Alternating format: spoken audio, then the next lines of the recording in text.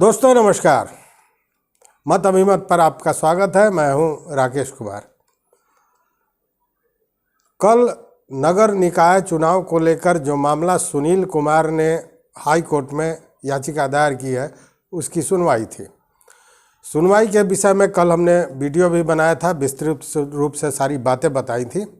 लेकिन कुछ मित्रों ने ये कहा कि 20 अप्रैल को जो सुनवाई हुई थी, उस सुनवाई में ये बात आई थी कि सरकार की ओर से कोर्ट को कहा गया था कि ऐसे मामलों का निपटारा एक बेंच में नहीं होना चाहिए, डबल बेंच में होना चाहिए या कोर्ट को चेंज करना चाहिए। इस तरह की बातें आई थी।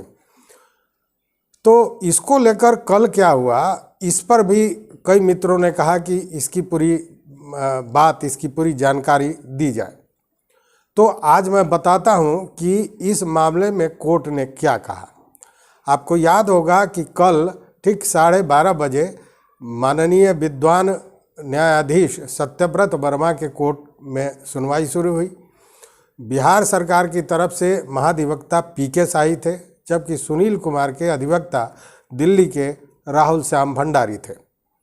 सुनवाई हुई। सुनवाई में जितनी भी पुरानी दलीलें थीं, जो बातें कही थीं सुनील कुमार के अधिवक्ता ने सुनील कुमार के तरफ से, उन सारे बातों को एक तरह से कहें कि कोर्ट ने मान लिया कि हाँ, ये बातें सही हैं।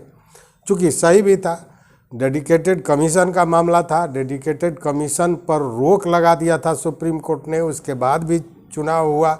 इसको लेकर कोर्ट ने ये पूछा भी था कि जब सुप्रीम कोर्ट ने इस पे रोक लगा दी थी तो चुनाव कैसे हुआ।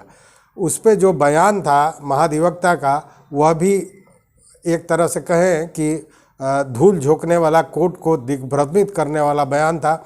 उन्होंने कहा कि नहीं, वो इकोनॉमिकली बैकवर्ड क्लास की बात थी और हम एक्सट्रीमली बैकवर्ड क्लास की बात कर रहे हैं, और उसी का डेडिकेटेड कमीशन हमने बनाया था।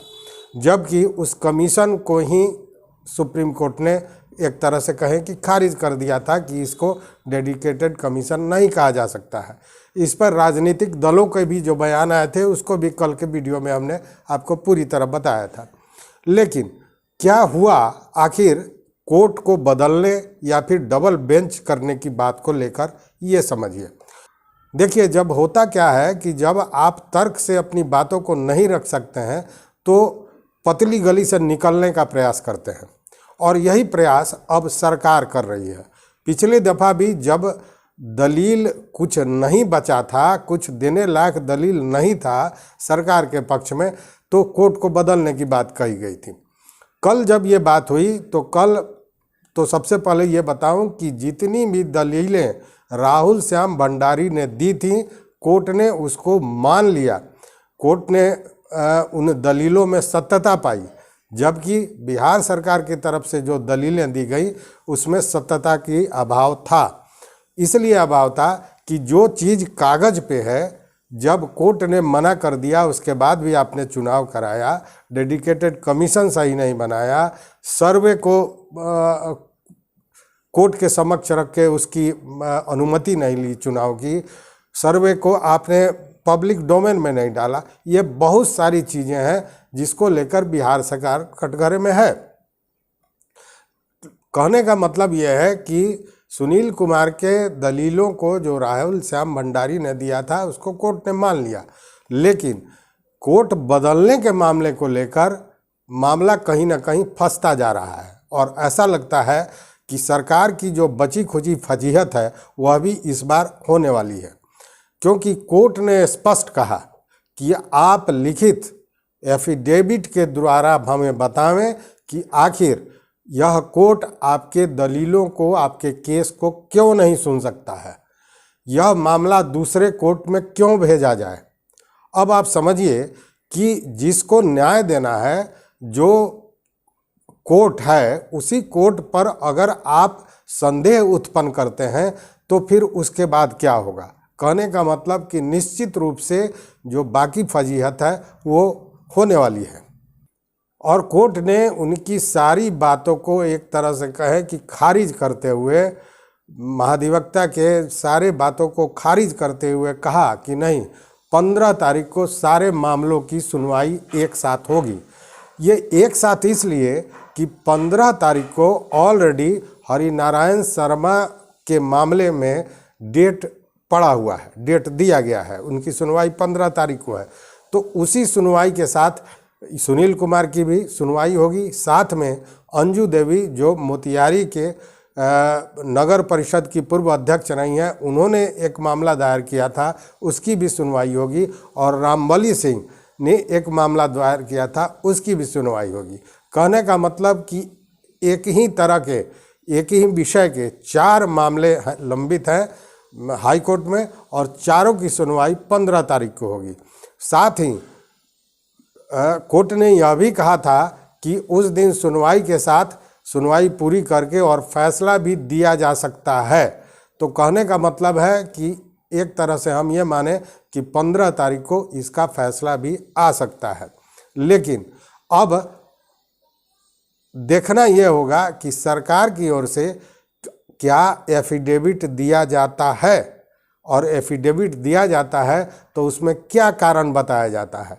चूँकि यह बात तो स्पष्ट है, जो हम भी इसी समाज में हैं, आप भी इसी समाज में हैं, हम लोग सभी जानते हैं कि विद्वान न्यायाधीश सत्यव्रत वर्मा बहुत ही ईमानदार और कड़क किस्म के न्यायाधीश हैं।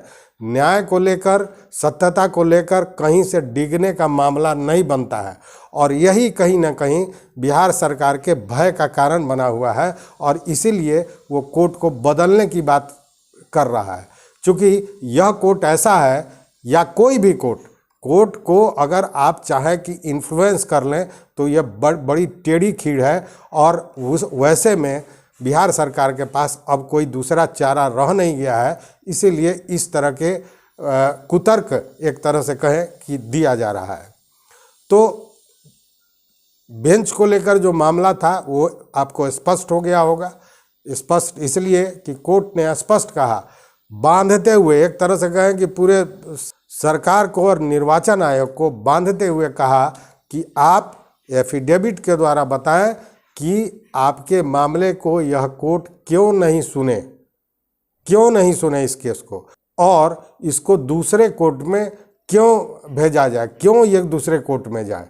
ये मामला बहुत टफ है, और इस पर सरकार क्या जवाब देती है यह भी देखने की बात होगी। लेकिन 15 को अंतिम हियरिंग एक तरह से समझें। जो विद्वान अधिवक्ता और जो इस क्षेत्र के विद्वान हैं, उन लोगों का कहना है कि वो अंतिम सुनवाई होगी और उसके बाद निर्णय होगा। तो यही था अपडेट जो कई मित्रों ने पूछा था। और भी कोई अपडेट आएगा तो निश्चित रूप से उसके साथ हम आपके समक्ष उपस्थित होंगे। तो देखते रहिए मत अभिमत। चैनल पर नए हो तो निश्चित रूप से सब्सक्राइब कर लीजिए, अपने दोस्तों के साथ शेयर कीजिए, और घंटी जैसी आकृति है उसको दबा दीजिए, ताकि हम जो वीडियो बनावें वो आप तक पहुँचे। और अपना मत, अपना विचार, अपने उद्गार निश्चित रूप से हमारे कमेंट बॉक्स में आकर दीजिए। तो देखते रहिए मत अभिमत। बहुत बहुत धन्यवाद, कोटिशाह आभार।